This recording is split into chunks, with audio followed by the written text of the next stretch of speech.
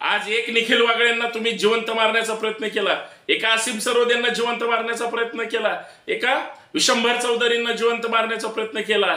हजारो कार्यकर्ते जगद्गुरु संत तुकाराम महाराजांच्या आयुष्यात संघर्ष आलाय, छत्रपती शिवाजी महाराजांच्या आयुष्यात संघर्ष आलाय, छत्रपती संभाजी महाराजांनी सुद्धा संघर्ष सहन केलाय, डॉक्टर बाबासाहेब आंबेडकरांनी सुद्धा संघर्ष सहन केलाय, क्रांतीसूर्य महात्मा ज्योतिबा फुलेंना पावलोपावली संघर्ष आला होता, त्यांनी सहन केलंय. राजश्री शाहू महाराजांना वेदोत्तर प्रकरणामध्ये सगळं सहन केलंय. लक्षात ठेवा, प्रत्येक संत समाज सुधारक महापुरुषांना संघर्ष सहन करावा लागलाय. त्या विचारांचे तुम्ही आम्ही कार्यकर्ते आहोत. जातीयवाद्यांना त्याच ताकदीनं उत्तर दिलं जाईलच.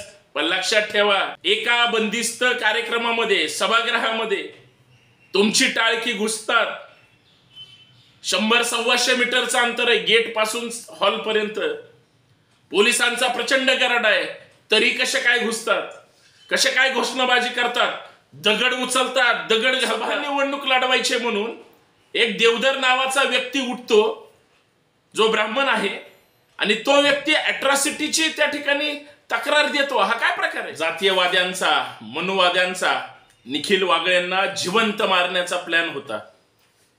नुसते निखिल वागळे गेले नसते, विशंभर चौधरी आहेत, ॲडव्होकेट आसिम सरवदे आहेत, एक मुलगी सुद्धा गाडीमध्ये होती. या सगळ्यांना इथल्या जातीवाद्यांकडून, पुण्यातल्या मनुवाद्यांकडून ठरवून मारण्याचा प्लॅन होता. त्यांची चूक काय होती ते फक्त महाराष्ट्राचं प्रबोधन करतायत.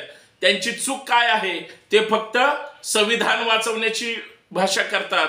निखिल वागळेंची चूक काय आहे तर ते या देशातली जी हुकुमशाही आहे त्या विरोधात स्पष्टपणे बोलतात. निखिल वागळेंची चूक एवढीच आहे की संविधानाची भाषा बोलतात, म्हणून त्यांना मारण्याचा प्लॅन इथली जातीवादी मंडळी करते. हल्लेखोर एवढे कसे काय मस्तवाल झाले. आणि सगळ्यात महत्वाचं, पुण्यामध्ये पुणे पोलीस आयुक्त 3 दिवस झाला आले, परंतु राज्यामध्ये जी हुकुमशाही किंवा गुंडागर्दी सुरू आहे, पुण्यातल्या सुद्धा पक्षाचं पांघरून घेतलेल्या गावगुंडांना पाठीशी घालण्याचं काम पुणे पोलिसांनी केलंय. महाराष्ट्रामध्ये राहायचं की नाही राहायचं, महाराष्ट्रामध्ये खरं बोलायचं की नाही बोलायचं, महाराष्ट्रामध्ये खरा इतिहास सांगायचा की नाही सांगायचा, हे कोण जातीवादी ठरवणार? काय बोलायचं आणि काय नाही बोलायचं? कायदा जेवढा तुमच्यासाठी आहे तेवढा आमच्यासाठी आहे, आणि सत्तेवर आहात ना. निखिल वागळेंनी काय बोललं असेल, काय चूक केली असेल? अरे, एक पुण्यामध्ये भाजपचा म्हणजे लोकसभा निवडणूक लढवायचे म्हणून एक देवधर नावाचा व्यक्ती उठतो जो ब्राह्मण आहे, आणि तो व्यक्ती अॅट्रॉसिटीची त्या ठिकाणी तक्रार देतो. हा काय प्रकार आहे? म्हणजे तुम्हाला कायदा कळत नसेल, तुम्हाला आपण काय करतोय हे कळत नसेल, तर याच्यापेक्षा तुम्हाला निर्बुद्ध म्हणावं का तुमच्याविषयी चर्चाच करू नये, हा साधा सरळ विषय. जाणीवपूर्वक निखिल वागळेंवर खोटा गुन्हा दाखल केला. करे नका, तुमचा तो अधिकार आहे, कारण सत्ता तुमच्या हातात आहे. गृहमंत्री महोदय, ज्या पद्धतीनं निखिल वागळेंच्या गाडीवर चढून डेक्कनच्या खंडोजी बाबा चौकामध्ये ज्या पद्धतीनं गाडीवर थैथया नाचत होते, नुसता तक्रार किंवा नुसता किरकोळ गुन्हा दाखल करून उपयोग नाही. कायदा सुव्यवस्थेच्या 3 तेरा उद्ध्वस्त झालाय. महाराष्ट्र कुणीतरी वाचवा, हात जोडून विनंती आहे. कारण राज्यकर्ते वाचवू शकतात, आम्ही महाराष्ट्र वाचवण्याची भाषा केली, आमची ती जबाबदारीच आहे. परंतु हे जातीयवादी मंडळी कशा पद्धतीनं हल्ले करतायत हे फार भयानक आहे.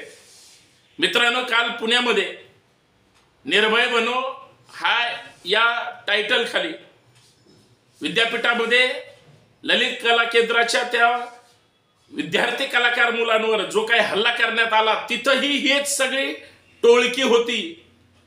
पोलिसांना सगळं माहिती आहे. विद्यापीठात गोंधळ घालणारे आणि त्या कलाकारांना मारहाण करणारे कोण आहेत. पुणे पोलिसांना हेही माहिती आहे. काल निखिल वागळेंच्या गाडीवर किंवा त्यांना जिवंत मारण्यासाठी कोण गाडीवर थैथया नाचत होतं, ते सगळे पोलीस दप्तरी त्यांची नोंद सुद्धा झाली. किरकोळ गुन्हा दाखल केला. हो, किरकोळ. माणसं मारण्याचं सर्टिफिकेट कदाचित या मनुवाद्यांना मिळालं की काय. पण लक्षात ठेवा, कायदा आणि न्याय व्यवस्था सर्वोच्च आहे. तुम्ही आज उन्माद कराल, उद्या सरकार बदललं आणि तुमच्या हातातून सगळं गेलं, मग सरकार येईल किंवा न येईल, किंवा सरकार बदलेल न बदलेल हा नंतरचा विषय. माणसं मारायची सुपारी तुम्हाला कुणी दिली? जातीवादी पद्धतीनं टोळक्याने हुकूमत गाजवायची सुपारी तुम्हाला कुणी दिली? पुरोगामींना आमचं या माध्यमातून स्पष्ट सांगणे, आता तरी जागे व्हा.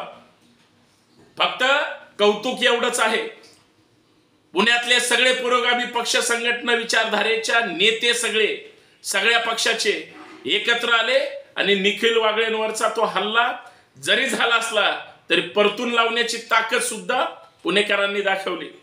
कार्यक्रम सुद्धा दणक्यात झाला. कार्यक्रमाला पण 1000 लोकांची गर्दी होती, हजारो लोक उपस्थित होते.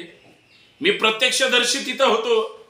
ज्या पद्धतीचा उन्माद होता, ज्या पद्धतीची अरेरावीची भाषा होती, पोलिसांना जुगारून हे जातीवादी टपोरी गुंड जे आतमध्ये घुसले आणि आतमध्ये घुसून घोषणाबाजी करत होते. चूक काय होती? भूमिका मांडण्याची. याच्या अगोदर कुणी भूमिका मांडल्या नाहीत, याच्या अगोदर कुणी भाषणं केली नाहीत किंवा महाराष्ट्रात करत नाही ना. गावगुंड का मस्तवाल झालेत? का त्यांना माहिती आहे, त्यांच्या एका आमदारांनी पण सांगितलंय की आमचा बॉस तिथं सागर बंगल्यावर बसलाय, तुम्ही काहीही करा, कसाही उन्माद करा, कशीही गुंडागर्दी करा, काही होणार नाही. आणि तेच होतंय. महाराष्ट्राचा यूपी बिहार करून टाकलाय. अहो ते सुद्धा राज्य चांगले असतील, त्याच्यापेक्षा बकाल अवस्था या महाराष्ट्राची ह्या जातीवाद्यांनी केली. अंगावर जातात काय, घोषणाबाजी करतात काय. त्या ठिकाणी अहो इतक्या गाड्याच्या काचा फोडल्यात, तुम्ही बघितल्याच असेल, मी दाखवायची पण गरज नाही. गाडीवर चढतात काय. बर सगळ्यात महत्वाचं 4-4, 5-5 तास वक्त्याला आयोजकाच्या घरामध्ये, त्या ठिकाणी असीम सरोदेंच्या घरामध्ये डिटेन करून ठेवलं. चूक काय त्यांची? भाषण करतात म्हणून. अरे कायद्याचं काय चालू आहे सध्या महाराष्ट्रामध्ये? दिवसा ढवळ्या लोकप्रतिनिधींकडून, तेही सत्ताधाऱ्यांकडून गोळ्या घातल्या जातात. काय चाललंय? गृहमंत्री चकार शब्द बोलायला तयार नाही. गृहमंत्र्याचेच कार्यकर्ते निखिल वागळ्यांना जिवंत मारण्यासाठी त्यांच्या अंगावर जातात. गाडीच्या काचा पुढून फोडल्या, मागून फोडल्या, गाडी डॅमेज केली. निखिल वागळे आणि विशंभर चौधरी, असीम सरोदे त्यावेळेस गाडीच्या बाहेर उतरले. गाडीच्या काचा त्यांच्या कपड्यांमध्ये होत्या, गाडीच्या काचा त्यांच्या शूज पर्यंत गेल्या होत्या. रक्त सांडलं नाही, पण रक्तरंजित क्रांती करण्याची चाल या जातीवाद्यांची होती, गावगुंडांची होती, पुण्यातल्या भाजपच्या गावगुंडांची होती. हे अत्यंत निषेधार्ह आहे. मी तिथं सगळं बघत होतो, सगळे डिफेन्स करत होते, सगळे त्यांच्या विरोधात घोषणा देत होते. आम्हाला फक्त प्रश्न एवढाच पडत होता, आणि महाराष्ट्राला सुद्धा पडलाय, की आता आपल्याला यांना जर यांच्याच भाषेत उत्तर द्यायचं असेल, आपल्याला एकत्र यावं लागेल. आपल्याला सगळ्यांना पक्षाच्या, जातीच्या, धर्माच्या उतरंडी बाजूला ठेवून, इगो बाजूला ठेवून एकत्र यावं लागेल. हा कळीचा मुद्दा आहेच. पण ही हुकुमशाही एका बंदिस्त कार्यक्रमामध्ये, सभागृहामध्ये तुमची टाळकी घुसतात. 100-125 मीटरचं अंतर आहे गेट पासून हॉल पर्यंत. पोलिसांचा प्रचंड गराडा आहे, तरी कसे काय घुसतात, कसे काय घोषणाबाजी करतात, दगड उचलतात, दगड घालतात. अरे काय चाललंय पुण्यामध्ये? हे पुन्हा महात्मा फुलेंचं आहे, हे पुन्हा राष्ट्रमाता जिजाऊंचं आहे, हे पुन्हा छत्रपती शिवाजी महाराजांचं आहे, हे पुन्हा सावित्रीबाई फुलेंचं आहे. सत्यशोधक चळवळीचा पुणे आहे, जातीवाद्यांचं नाही. तरी पण पुण्यामध्ये ज्या पद्धतीचा धुडगूस घातला, पण तुम्ही पुरोगामी जागे केले, तुम्ही धिंगाणा केला, पुरोगामी एकवटले, तुम्ही नाटकं केली. पुरोगामी आता पेटून उठतील आणि तुम्ही गुंडासारखं गाडीवर किंवा जिवंत मारण्याचा प्रयत्न केला. पुरोगामी आता घराघरापर्यंत पोहोचतील आणि चांगली बांधणी करतील, लोकशाही वाचवतील, संविधान वाचवतील. या देशामध्ये जातीवाद्यांच्या मुस्कट दाब्या सुद्धा कायदेशीर मार्गाने त्या ठिकाणी हे करतील. प्रश्न फक्त एवढाच आहे, तुम्ही आम्ही एकत्र येणार आहोत की नाही, बोलणार आहोत की नाही, आणि पुढे जाणार आहोत की नाही. आज एक निखिल वागळेंना तुम्ही जिवंत मारण्याचा प्रयत्न केला, एका असीम सरोद यांना जिवंत मारण्याचा प्रयत्न केला, एका विशंभर चौधरींना जिवंत मारण्याचा प्रयत्न केला. हजारो कार्यकर्ते पुरोगामी विचाराचे, संविधान रक्षणासाठी, देशाच्या हितासाठी, केंद्राची किंवा राज्याची हुकुमशाही कोणीच सहन करणार नाही. पण जो राजकीय मस्तवालपणा, खुर्चीचे ज्या उभी आहेत त्या फार भयानक आहेत.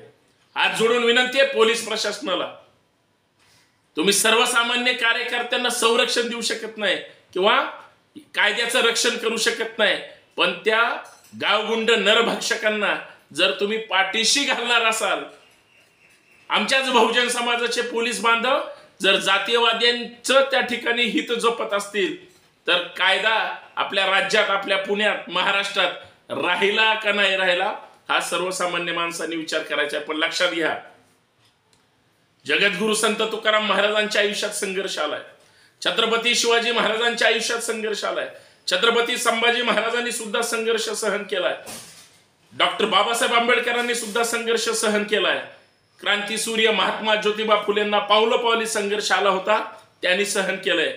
राजश्री शाहू महाराजांना वेदोत्तर प्रकरणामध्ये सगळं सहन केलंय. लक्षात ठेवा, प्रत्येक संत, समाज सुधारक, महापुरुषांना संघर्ष सहन करावा लागलाय. त्या विचारांचे तुम्ही आम्ही कार्यकर्ते आहोत. जातीयवाद्यांना त्याच ताकदीनं उत्तर दिलं जाईलच. पण लक्षात ठेवा, ज्या दिवशी सगळे लोक लोकहितासाठी, समाजहितासाठी, सामाजिक क्रांतीसाठी आणि राजकीय परिवर्तनासाठी एकत्र येतील, त्या दिवस आणि त्या दिवशी सुद्धा या सगळ्या जातीयवाद्यांच्या अक्षरशः दात किळी बसतील. यांना तोंड दाखवायला सुद्धा जागा राहणार नाही. एवढी ताकद वाढेल, वाढवावी लागेल. तुम्ही विरोध करत राहा, आम्ही सगळे एकत्र येत राहू आणि परत एकदा म्हणू इन्कलाब जिंदाबाद, आम्ही म्हणू संविधान जिंदाबाद, आम्ही म्हणू लोकशाही जिंदाबाद. लक्षात ठेवा, तुम्ही हल्ले करू शकता कारण तुम्ही कुळचट आहात, तुम्ही घाबरट आहात, तुम्हाला सत्तेची भूक आहे. आम्ही लढत राहू कारण आम्हाला क्रांतीची आस आहे. धन्यवाद. जय जिजाऊ, जय शिवराय.